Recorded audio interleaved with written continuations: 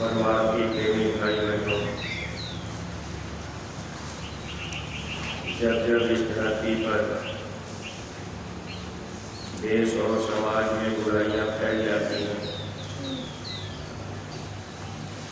तब तब कोई न कोई शक्ति इस धरती पर सच्चाई के रास्ते पर हम जीवों को लाने के लिए, एक अच्छे समाज के निर्माण के लिए, मानव आत्माओं के कल्याण के लिए कोई न कोई शक्ति इस धरती पर आया करती। गुरु महाराज इस धरती पर एक अच्छे समाज के निर्माण के लिए निरंतर प्रयास करते रहे, ताकि हम सब जीव जब एक अच्छे समाज के निर्माण में जुट जाएंगे, बुराइयों से हट करके अच्छाइयों की तरफ चल पड़ेंगे, तो ये लोग भी हम लोगों का सुखी होगा और परलोक भी सुखी होगा।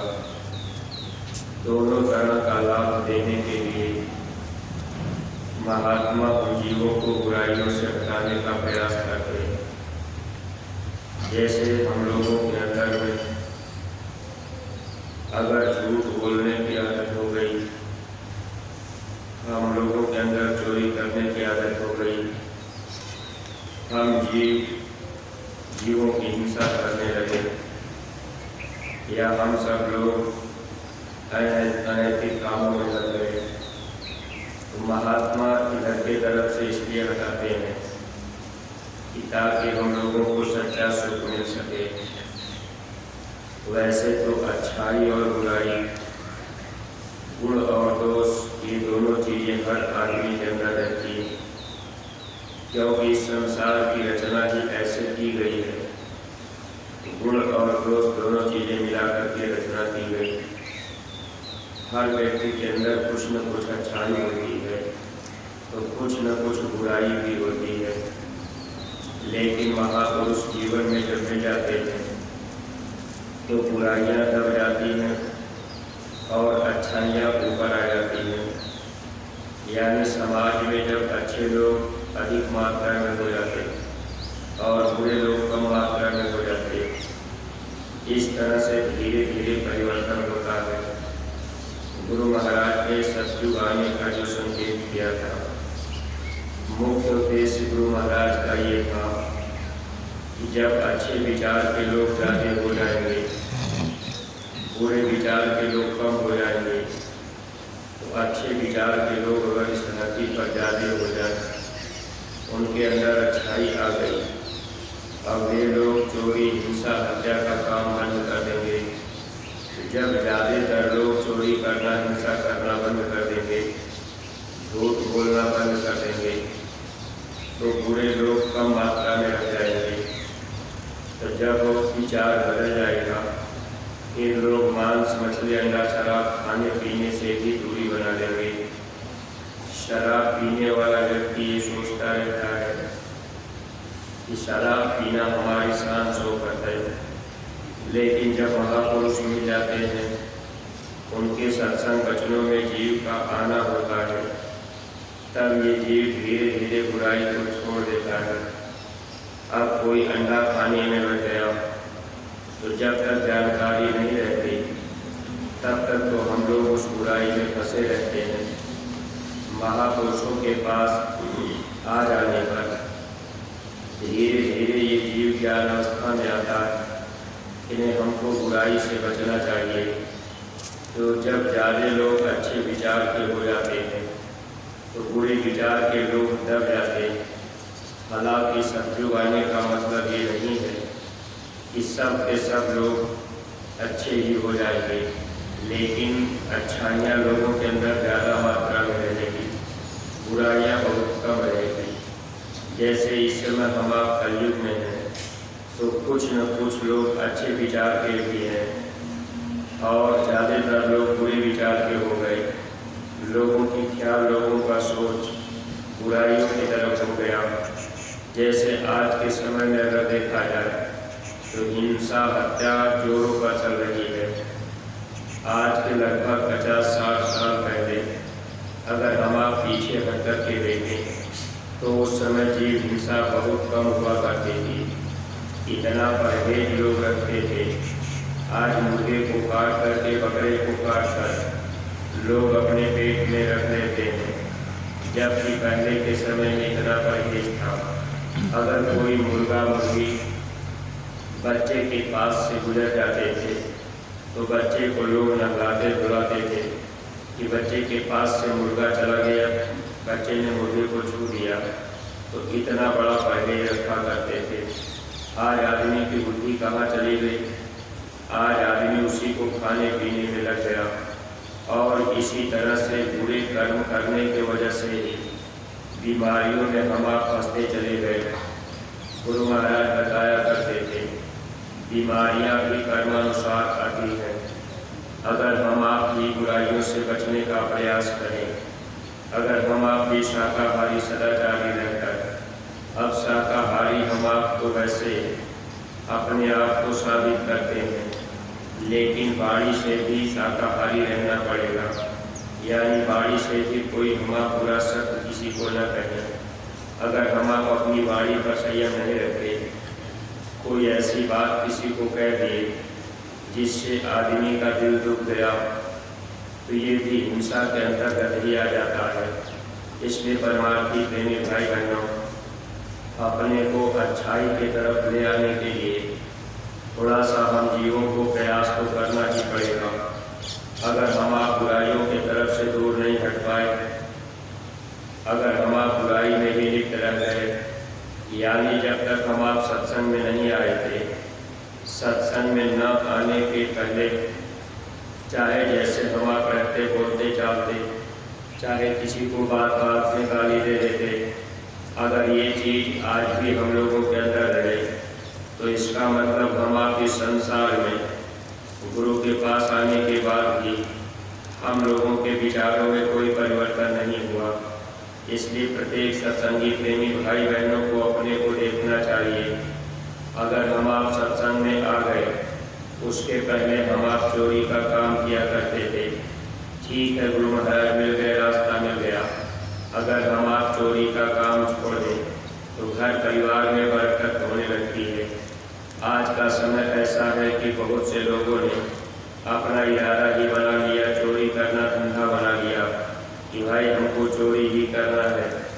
इसलिए प्रेमी भाई बहनों, लोग तकलीफों में झगड़ते चले जा रहे। देखिए, समय के अनुसार अब हम आप इन बातों को अगर समझते जानते रहते, जैसे चोरी करने वाला व्यक्ति की चोरी छोड़ देता है, कब छोड़ देता है? जब महात्मा मिल जाते, सत्संग मिल जाता, विचार बदल जाते हैं। आज चोरी करने वाला व्यक्ति भी नहीं चाहता होगा कि भाई हम दुख तकलीफ बीमारी में रहें। मान लीजिए कोई आदमी अपना पैसा चोरी का ही बना लिया, अब चोरी करके आप पैसा रुपया कमा रहे, अब आप उसको घर परिवार में लगा रहे। जब आप अपने घर में जाएंगे तो घर में बीवी बीमार, बच्चे बीमार, कोई इधर रो रहा, चिल्ला रहा तकलीफ में, और खाने पीने का भी सामान न रह पावे, तो चोरी करने के बाद भी हम आप तकलीफों में हैं। फिर चोरी करने से हमको आपको फायदा क्या हुआ? अगर हम आप चोरी किए और तकलीफ में रहे तो निश्चित है कि हम आपको दुखी अवस्था में रहे। जबकि महापुरुष इसी बात को समझाते हैं, अगर हम आप बुराई से दूर हो जाए तो निश्चित है हम लोगों के घर में बरकत आ जाएगी। मेहनत और ईमानदारी अंदर में आ जाए तो घर परिवार में बरकत और बुराइयाँ, बीमारियाँ भी कम हो जाएंगी। लेकिन आज के समय में ज़्यादातर लोग बुराई में ही फंसे। इसीलिए महापुरुष इस धरती पर हम जीवों को सत्संग में आने के लिए बराबर कोशिश किया करते। अपने स्वामी जी महाराज जब इस धरती पर गांव-गांव में, जिले में जाकर के प्रचार प्रसार करते थे, हजारों हजार गाड़ियों को साथ में जब लेकर के चलते थे कि ऐसे देख करके लोग इधर की तरफ भागेंगे, तो उस समय गुरु महाराज का मूल सिद्धांत यही था कि जब लोग सत्संग में आ जाएंगे, सत्संग के वचन सुनेंगे, लोग बुराइयों से बचेंगे तो इनके घर परिवार में बरकत आ जाएगी। जब इनको सुख शांति महसूस होगी तब ये लोग अच्छाई की तरफ चलने लगेंगे। महात्माओं का निशाना बड़ा दूर हुआ करता है। आज हम आप जितने भी सत्संगी प्रेमी भाई बहन हैं, अगर हम आप रास्ता लेकर के सुमिरन ध्यान भजन करने लगे, अगर हम लोगों के घर परिवार में थोड़ा सुख शांति अगर हो गई, तब तो हम लोगों की आस्था और मन ये गुरु की तरफ सेवा की तरफ लगा रहता है। अगर घर परिवार में सुख शांति नहीं आती तो हम आप भी सोचते हैं कि कोई विशेष लाभ नहीं। इसलिए महात्मा संसार का भी लाभ हम जीवों को देते हैं और आत्मा का भी सुख देने के लिए बराबर प्रयास करते रहते हैं। अगर हम आप थोड़ा सा अपना ध्यान उधर के तरफ से हटा करके गुरु वचन की तरफ लगावे, जैसे गुरु महाराज अच्छाइयों का प्रचार करने के लिए लगभग 60 साल तक अथक परिश्रम करते रहे। हम लोगों ने देखा अपनी आंखों से कि स्वामी जी महाराज को उठने बैठने चलने फिरने में भी तकलीफ होती थी। गाड़ी में बैठे बैठे शरीर दर्द करता था, जाम हो जाता था हाथ पैर, फिर भी गुरु महाराज दर्शन देना, सत्संग करना और बराबर हम जीवों को लाभ देने के लिए हम जीवों के बीच में आया करते थे। ऐसे ही प्रेमी भाई बहन, अगर ये भावनाएं हम लोगों के अंदर में भर जाती, और गुरु महाराज ने ये पहले ही इशारा किया था कि जब हमारे पास 10 करोड़ आदमी हो जाएंगे तो मेरे पास 20 करोड़ भुजाएं हो जाएंगी। जब मेरे पास 10 करोड़ आदमी होंगे तो मेरे पास 20 करोड़ पैर होगा। अब गुरु महाराज ने कहा जब 20 करोड़ आदमी एक साथ चलने लगेंगे, एक साथ चलने का मतलब कि एक विचारधारा में हो जाएंगे। जैसे आज हम आप जितने भी सत्संगी प्रेमी भाई बहन, सब के सब लोग अगर गाँव को गोद ले करके और टोलियाँ बना बना करके जब हम आप 10-20 आदमी टोली में चल करके गांव में जाते, प्रचार प्रसार करते, लोगों को ये बात बताई जाती, देखिए आज के समय में बुराई बीमारी इसलिए लोगों के घर परिवार में है ताकि हर आदमी परेशान तो है, आदमी कमाई कर रहा, पैसा पास में नहीं रहता है, हर आदमी तकलीफ में, परेशानी में। जब हम आप इन बातों को लोगों के बीच बताते कि भाई आप शाकाहारी सदाचारी बन जाएंगे तो आपके घर परिवार में भी बरकत आ जाएगी। बहुत से लोगों का ये विचार होता है कि आखिर हम शाकाहारी क्यों बने, उससे क्या फ़ायदा होगा। कई तरह के फायदे होते हैं शाकाहारी होने में। जैसे पहली बात, अगर हम आप जीव हिंसा का काम बंद कर दिए या हम आप मांस मछली अंडा शराब खाना पीना बंद कर दिए तो पहली बात कि हम लोगों के वजह से हिंसा का काम रुकेगा। जब हम आप शाकाहारी सदाचारी बन जाएंगे तो हिंसा करने वाले लोग हिंसा छोड़ देंगे। हिंसा सबसे बड़ा पाप कर्म है। अगर मान लीजिए हम आप मांस खा रहे, हम लोगों की वजह से हिंसा हो रहा, तो फिर इसका मतलब ये है कि हम आप भी उसके भागीदार बनते हैं।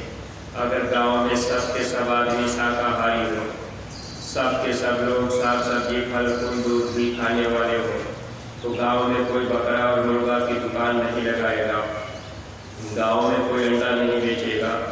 लेकिन आज का समय ऐसा आ गया जब हम आप बुराइयों में लिप्त हो गए, खान पान हम लोगों का बिगड़ गया, तो अब सब्जी की दुकान पर भी गांव में लोग अंडा रखने लगे। अब तो किराने की दुकान पर भी अंडा रख करके बेचने लगे। ये चीज़ें हम लोगों के वजह से ही तो हुई।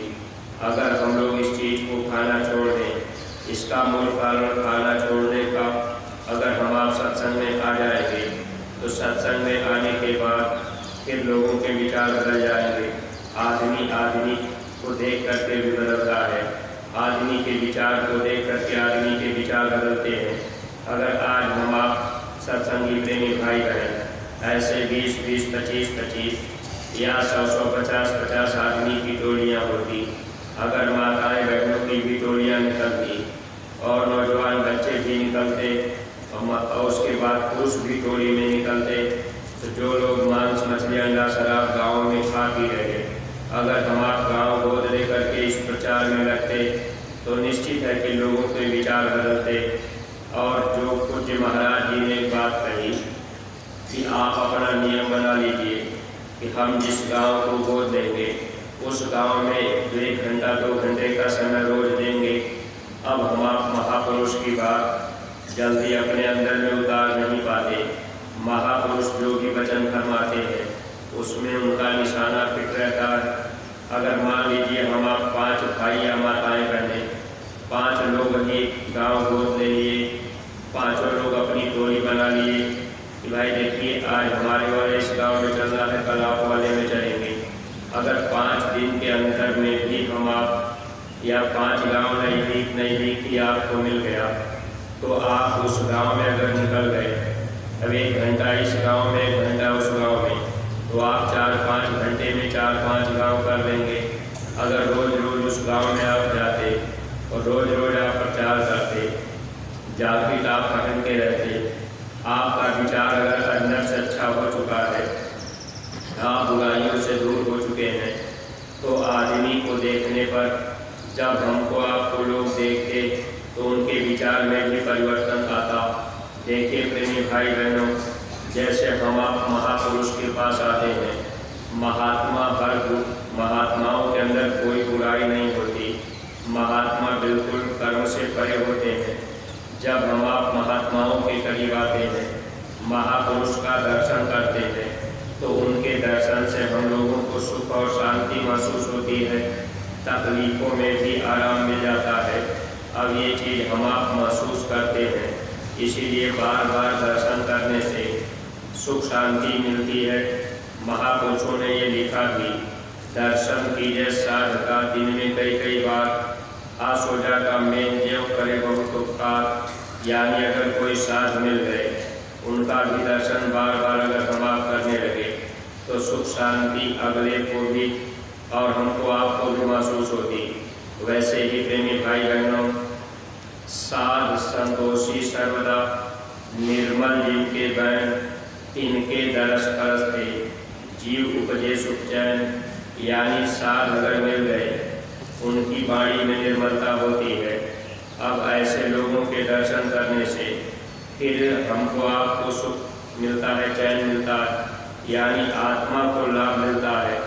अगर हम आप जो भी सत्संगी प्रेमी भाई बहन रोज रोज हम आप नियमित रूप से सुमिरन ध्यान भजन करते, गुरु आदेश का पालन हम आप करते, गुरु आदेश में हम लोग रहते, जो आदेश अपने गुरु दरबार से दिया गया उस पर हम आप जोर देते, लोगों को प्रेरित करते कि भाई देखिए गांव गोद लेना जरूरी है, और गुरु की बनाई हुई व्यवस्था में हम आप चलते और लोगों को बताते कि आप अपने घरों में गुल्लक जरूर रखिए, 1-1 रुपये की सेवा रोज रोज डालिए। अगर हम आप लिखाई अभियान में अपना थोड़ा सा सहयोग करते, तो जब गुरु के वचन को हम आप निभाते तो हम लोगों के अंदर भी वो शक्ति होती। फिर हम आप जब गाँव में जाते, तो जब हम आप सुख शांति अपने घर में महसूस करते। अब दुनिया के लोग जो बुराई में फंसे हुए, जब उनके गांव में हम आप जाते, हम आप गुरु महाराज की बातें बताते, तो उनको भी इसका लाभ मिलता, इससे बहुत बड़ा फायदा होता। लेकिन हम आप इन बातों को समझने का प्रयास नहीं कर पाए। हम आप ये सोचते हैं कि भाई प्रचार करने क्या जाए, आप कोई मानता नहीं, और अगर जान भी रहे तो हम आप मोह ममता में भूल भरम में अपना समय गुरु वचन की तरफ नहीं लगा पा रहे। अपने खेती का, दुकान का, दफ्तर का काम करने में हम आप अपना जीवन पूरा लगा रहे। लेकिन जहाँ से हमको आपको सुख शांति मिलनी है, जहाँ जीवात्मा का कल्याण होना है, अब उनके गुरु के वचन में हम आप अपना समय नहीं लगा पाते। जबकि स्वामी जी महाराज ने ये कहा था, अरे बच्चे तुमको देख करके लोग बदल जाएंगे, तो इसमें बहुत बड़ी चीज़ गुरु महाराज ने कह दी थी। अगर हम आप अपनी अपनी बुराइयों को छोड़ देते, आज कोई सत्संगी बन करके अगर आपके जुबान पर दिन रात गाली ही निकलती हो, आप लोगों को गाली भी देते हो, अपने घर परिवार में भी आप गाली दे रहे, तो हम आप अगर गांव घर में प्रचार करने जाएंगे, तो जब हम आप अपने जबान से खुद ही गाली दे रहे, तो हमारी आपकी वाणी का कहीं असर नहीं होगा। इसलिए स्वामी जी महाराज ये बात कहते थे कि बच्चे अगर आप अपने को बदल लोगे तो तुमको देख करके लोग बदल जाएंगे। अब हम जाके पहन करके या दुनिया के लोग जान गए कि भाई ये जय गुरुदेव के चेला है, और हम आप अगर किसी भी तरह से बुराई में लगे हैं, या हम आप हिंसा हत्या बाड़ी से कर रहे हैं, या हम आप और किसी तरह से ऐसा कर्म कर रहे हैं जिसको देख करके लोग कहेंगे भाई ये तो ठीक नहीं कर रहे। देखिए कभी कभी ऐसा होता है कि मान लीजिए कहीं कोई लड़ाई झगड़े में हो गया, तो अगला आदमी समझाने वाला सत्संगी को ही समझाता है, अरे भाई आप तो जय गुरुदेव के चेला, तो आप तो थोड़ा सा बर्दाश्त कर लेते। कहने का मतलब ये है कि सारी दुनिया इस बात को जान रही और सबका ध्यान इस तरफ है कि भाई आप जय गुरुदेव के चेला हैं, तो आप ऐसा काम क्यों कर रहे हैं, आप गाली क्यों दे रहे हैं, आप खेत की मेड़ क्यों काट रहे हैं। यानी ये बुराइयाँ हमारे आप की सब लोग देख लेते हैं। इसलिए प्रेमी भाई बहनों, अगर बदलाव हम लोग अपने अंदर ले आते और हम आप गाँव गोद ले करके जब 10 आदमी 15 आदमी 20 आदमी की टोली या 5 ही आदमी की टोली बना लेते, अगर टोली नहीं भी बन पाई तो कम से कम हम आपको गुरु महाराज के वचन गांव गांव पहुंचाने में पहुंच जाते। तो रोज आने जाने से या 4 दिन में हफ्ते में हम आप गांव में जाते, तो रोज आने जाने से भी बहुत बड़ा प्रभाव पड़ता। क्योंकि जैसे मान लीजिए आप सुबह सुबह ध्यान भजन किए, किसी दिन आपका मन लग गया और मन लगा आपका अच्छा सुमिरन हुआ, ध्यान और भजन में भी आपको अच्छा लगा, और उस दिन आप प्रचार करने गए, उस दिन आपके ऊपर दया गुरु की विशेष रही। अब जब आप गांव में जाएंगे, आपको लोग देखेंगे, आपसे मुलाकात होगी, बातचीत होगी, तो उनके ऊपर भी आपकी वाणी का बहुत बड़ा असर पड़ेगा। इसलिए सत्संगी प्रेमी भाई बहनों, जो निशाना गुरु महाराज का था, अब वही आदेश पूज्य महाराज जी ने हम प्रेमियों को दिया, ताकि हम लोगों की वजह से लोगों को विशेष लाभ मिल जाए। गांव गोद देने का मुख्य अभियान हम प्रेमी भाई बहनों को चलाना चाहिए था, लेकिन हम आप वचन वाणी की तरफ ध्यान नहीं दे पाए। बस उसी तरह से अपने काम काज में, घर परिवार को चलाने बसाने में, इसी में हम आप अपना समय लगाते जा रहे, तो हम आप गुरु के वचन को मान ही कहाँ पाए। और इसीलिए गुरु महाराज ने कहा, बच्चे अगर आप वचनों को मानोगे तो बच जाओगे, अगर वचन को नहीं मानोगे तो फिर धोखा होगा। भक्ति के राह पर हम आप प्रेमी भाई बहन आए हैं, इसलिए हम आप गुरु महाराज के वचनों को निभाने का प्रयास करें। गाँव गोद ले करके प्रचार प्रसार का काम अगर हम आप तेजी से कर दिए, गाँव गाँव में लिखाई का काम तेजी से कर दिए, तो निश्चित है कि हम लोगों का भी काम होगा और लोगों को भी लाभ मिल जाएगा। तो ये धर्म का परमार्थ का बहुत बड़ा काम, ये जिम्मेदारी गुरु महाराज ने हम लोगों को ऊपर सौंपी है। अगर हम आप जिम्मेदारी के साथ ये काम कर देंगे तो निश्चित है कि हमको आपको लाभ मिलेगा। एक एक गांव की जिम्मेदारियां लोगों को दी गई। अगर हर सत्संगी प्रेमी भाई बहन एक एक गांव को गोद ले लेते और आप जिम्मेदारी के साथ प्रचार प्रसार गांव में करते, आप गांव गांव में जो जिस गांव को आपने गोद दिया उस गांव में आप सत्संग करवा देते, नए लोगों को समझा बता करके आप उनको मथुरा ले आते। जब आप गुरु के वचन को निभाते तो हम लोगों को दया मिलती गुरु महाराज की, लेकिन हम आप ये काम करने में पीछे रह गए। सत्संगी प्रेमी भाई बहनों, अब भी मौका है, अगर हम आप ऐसा कर लें कि एक एक गाँव को हम आप गोद ले लें और गाँव गाँव में प्रचार प्रसार बराबर हम आप अगर करने लगेंगे तो निश्चित है कि इससे उनका भी लाभ हो जाएगा और हम जीवों का भी इसी में भला हो जाएगा। बाकी हम आप सुमिरन ध्यान भजन तो कर ही नहीं पा रहे, कभी हम आप थोड़ा बहुत बैठ लिए, कभी हम आप बैठ नहीं पाते, अगर कभी बैठे तो मन भाग गया, कभी बैठे तो नींद लग गई। तो जो आंतरिक साधना थी इसमें तो मन धोखा देता रहता है, इसमें तो मन जल्दी लगता नहीं है, लेकिन इसको छोड़ना नहीं है। अगर मन नहीं लग रहा तो ये नहीं कि चलो हम सुमिरन ध्यान भजन छोड़ देंगे, बंद कर देंगे, मन लगे न लगे, लेकिन हम आप बैठते रहें और बाकी हम आप थोड़ा जब बाहरी यानी बाहर भक्ति करते, गांव गोद लेते और प्रचार करने जाते, लोग इस बात को सुनते समझते विचार करते, उनके अंदर भी बदलाव आता। तो इसका लाभ तो हम लोगों को परमार्थ में भजन में मिल जाता, लेकिन ये भी काम हम आप करने में पीछे रहे।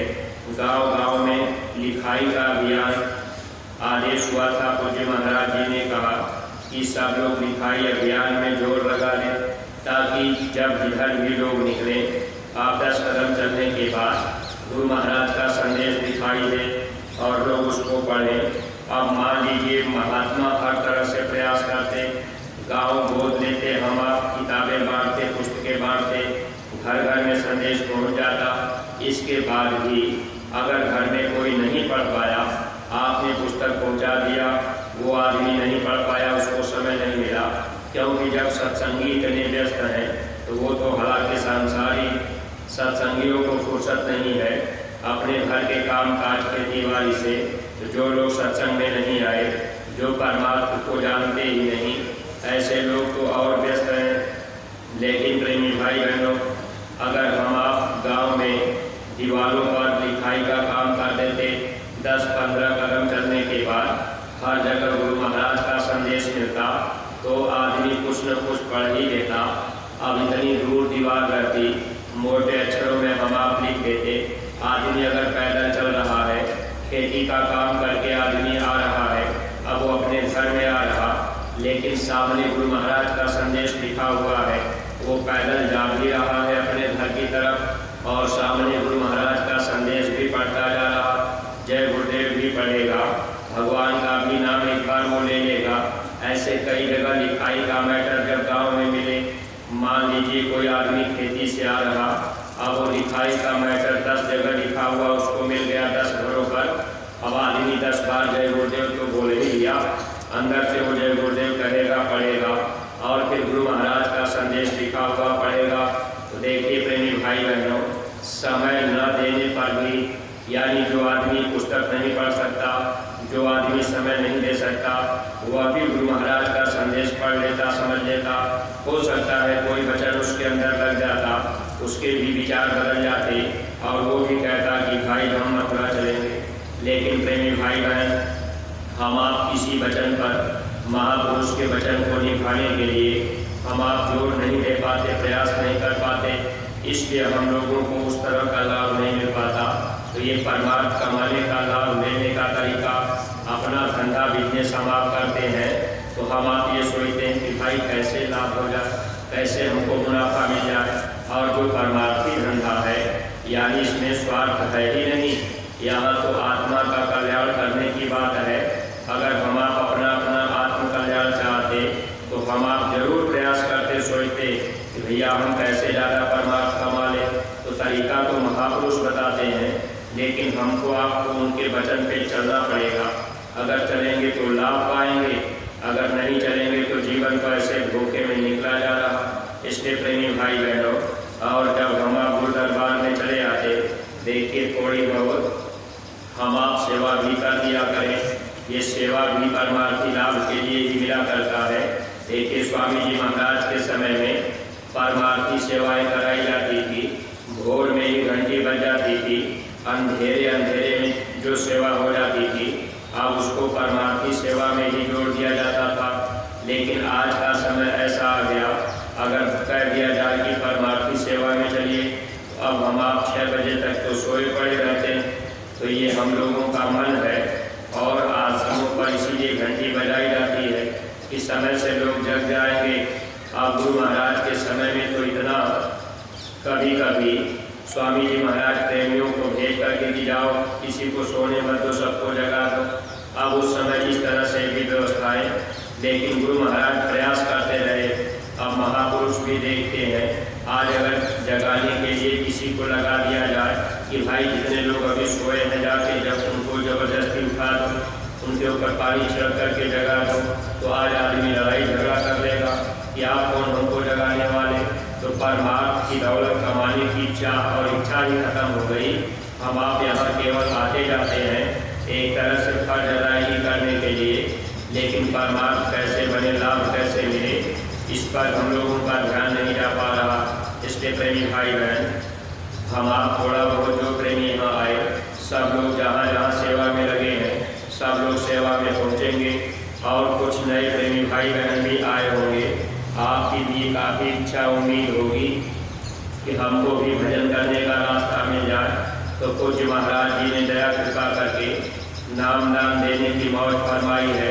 ऐसे नए प्रेमी भाई बहन 8:30 बजे तक आप नामदानी सेवादानी की रसीदें कटा करके कुटिया के आंगन में पहुंच जाएंगे। पूज्य महाराज जी समय से आपको प्रभु प्राप्ति का सरल रास्ता बता देंगे। फिर आप भी सुमिरन ध्यान और भजन में अपना समय दीजिएगा। तो जब तक अभी समय है तो आप 1-8 घंटे सेवा में, नए प्रेमी भाई बहन भी आप थोड़ा बहुत तन से सेवा कर लेंगे तो इसका बहुत बड़ा लाभ आपको मिलेगा। तन की सेवा करने से ये तन पवित्र होता है, बीमारियों में भी लाभ मिलता है। इसलिए आप थोड़ा बहुत सेवा जरूर कर लिया करिए, इससे आपको लाभ भी लाभ मिलेगा, नुकसान नहीं होगा। और बैठते सोते तो कितने जन्म बीत गए, अब की बार ये मौका मिल रहा है। इसलिए आप नए प्रेमी भाई बहन 8:30 बजे तक आप सेवा से वापस पहले ही 8 बजे तक आ जाइएगा। नामदानी सेवादानी की रसीदें कटवा करके फिर आप कुटिया के आंगन में पहुंच जाएंगे ताकि आपको भी रास्ता मिल जाए। इन्हीं शब्दों के साथ हम अपनी वाणी पर विराम दे रहे। कोई बात अगर अटपटी लग गई हो तो आप लोग अपना छोटा भाई समझकर समझ कीजिएगा। सब लोग प्रेम के साथ मालिक के पावन नाम का उच्चारण करेंगे। जय